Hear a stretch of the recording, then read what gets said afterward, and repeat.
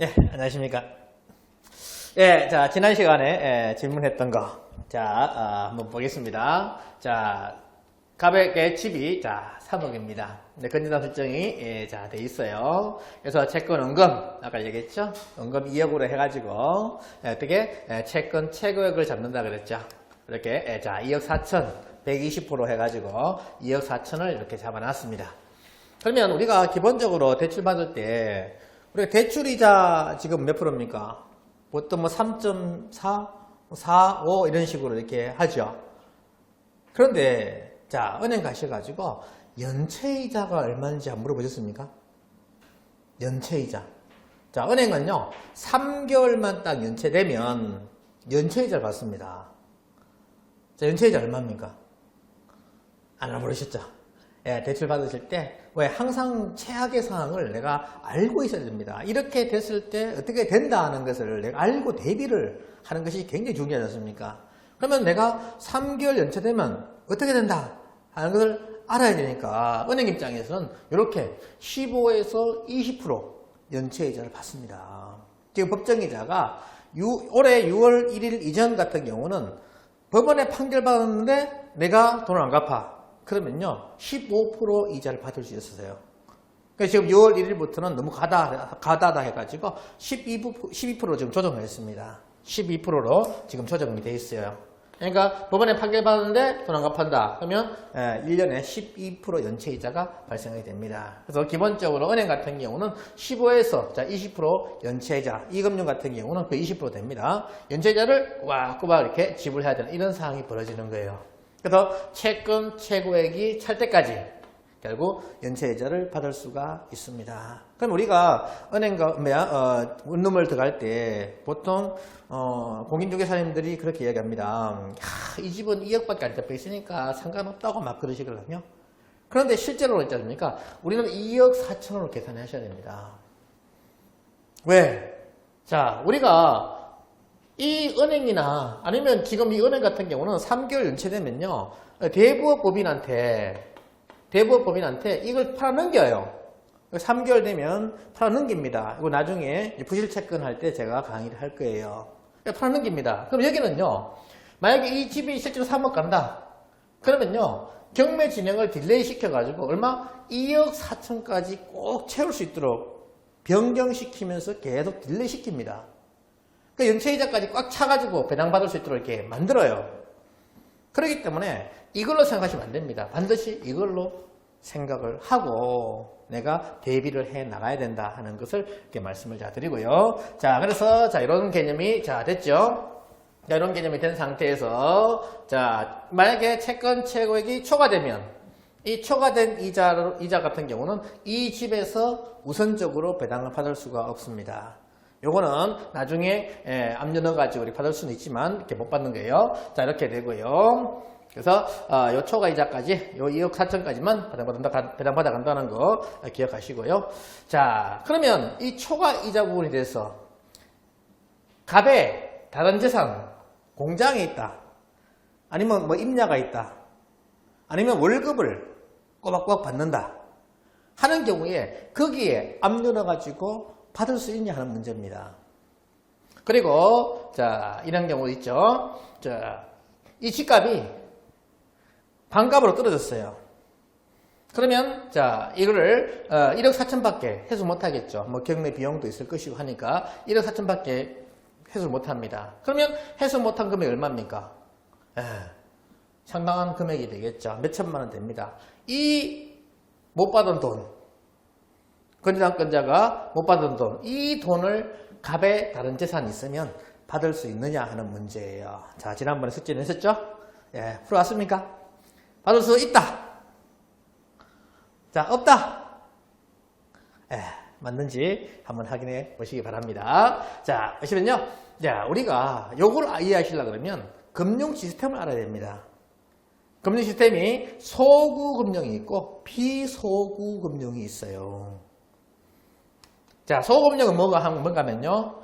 이 건전한권자가 출시 못한 금액이 있지 않습니까? 여기에 대해서 채무자의 다른 재산에 압류를 해가지고 추징을 할 수 있는 금융이 소구금융입니다. 자, 소를 구해서 끝까지 추징할 수 있는 금융. 자, 이 돈, 못 받은 돈, 이거를 다른 재산에다가 압류해가지고 받을 수 있는 금융이 소구금융이에요. 근데 비소구금융 같은 경우는요, 이 집을 담보로 했으니까 이 집만 날리면 이것에 대해서는 추징을 못하는, 소를 구해서 못하는 금융에서 비소구금융이라 보시면 돼요. 자, 우리나라는 어디게 있습니까? 소구금융에 있습니까? 비소구금융에 있습니까? 자, 우리가 대출 받으러 갈 때, 자, 은행 갔습니다. 내가 부동산을 가지고 담보대출로 받으러 갔어요. 그런데 은행에서 담보물 설정을 쪽에서 감정하면서 막 계산해요. 그러고 나서 있지 않습니까? 은행 직원이 뜬금없이 사장님 직업이 뭐예요? 라고 묻네요. 그래서 공무원이다. 그러면 어떻게 됩니까? 아이고 사장님 더 해줄게요 하고 대출을 더 해주네. 가정주부입니다. 그럼 어떻게 돼요? 아이고 됐습니다. 사장님 대출 안 해줘. 아이 사람 무시하는 것도 아니고 이런 상황이 벌어진다는 거예요. 자, 은행에서 왜 직업을 묻겠습니까? 뜬금없이. 아니 집을 담보로 했는데 왜 직업을 물어요? 뭐 돈을 잘 갚을 것 같아가지고요? 네, 그게 아니고 그게 묻는 이유가 그겁니다. 만약에 이 돈을 안 갚으면 이 우리나라 같은 경우는 소금융 시스템이기 때문에 월급 통장에 압류도 가겠다 이 소리입니다. 내가 이 집을 날려가지고 그리고 이 건전합권자가 채권에서 다 못하면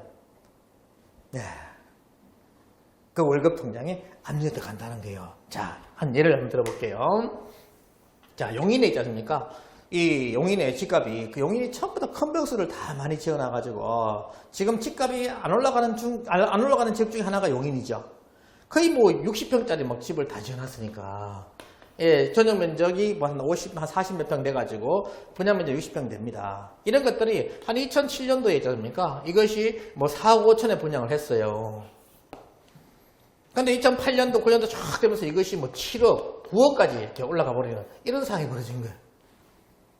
이 당시에 있지 않습니까? 어떤 분이 집을 두 채를 샀어요. 그러면 거의 뭐 대출이 그러니까 그 7억에 샀다 그러면 얼마입니까? 14억 아닙니까? 그 대출을 한 10억 받았어요. 그러면 이자가 뭐 무시하겠죠? 4%면 얼마입니까? 1년에 한 4천만 원 이자가 나갑니다. 이자가 1년에 연이죠. 4천만 원 이자가 이렇게 나가요. 자, 그런데 있지 않습니까? 이분 같은 경우 지금 이 집값이 얼마가 합니까? 거의 이 분양 금액에 지금 용인이 그렇습니다. 거의 5억 정도밖에 안 가는 그런 상황인 거예요. 그러면 이 두 채 사신 분 직업이 뭐냐? 이게 굉장히 중요합니다. 만약에 이분이 뭐 교수님이다, 뭐 의사 선생님이다 이렇게 되면 어떻게 되겠습니까? 결국 이 집을 날릴 수가 없어요. 왜? 경매 진행해가지고 이 건전합권자가 채권에서 못하면 어떡합니까? 월급에 결국 압류가 들어온다는 거예요. 그럼 어차피 이 10억을 다 갚아야 되는, 만약 채권회수 지금 경매 진행하면 5억밖에 안 가니까 몇 억 날아가는 상황이 돼버리죠. 그럴지라도 이 월급이 꼬박꼬박 들어오는 직장이 있는 분이기 때문에 날릴 수가 없어요. 만약에 됐습니까? 이분이 직장이 없다. 월급 통장에 돈이 안 찍히고 일용직이다. 그럼 어떡하겠습니까? 이분은 그냥 날리면 돼요. 그냥 이 집을 날려가지고 두 채 날려가지고 그냥 끝내버리면 됩니다. 요번에 용인에 뭐 48채 경매 넘어왔죠. 그분은 있지 않습니까? 사업자로 해가지고 했기 때문에 날리면 돼. 그냥 날리면 끝납니다. 그냥. 그런데 만약에 그분이 월급을 꼬박꼬박 받는다. 통장이 있다. 그러면요. 절대 못 날립니다. 자, 우리나라에서 있지 않습니까? 날릴 수 있는 사람이 10명 중에 몇 명이 있겠습니까? 자, 난 날리도 괜찮아. 자, 하시는 분 손 한번 들어보십시오. 아무도 안 들죠? 없습니다. 10명 중에 1명 내지 2명 정도만 날릴 수 있고, 왜? 월급 통장, 월급 안 받는 사람들, 일정한 수입 없는 사람들, 뭐 법인으로 했던 그런 분들은 날리면 돼요. 그렇지 않는 분들은 날릴 수가 없는 거예요. 왜? 내 월급 통장에 끝까지 추징이 들어오기 때문에.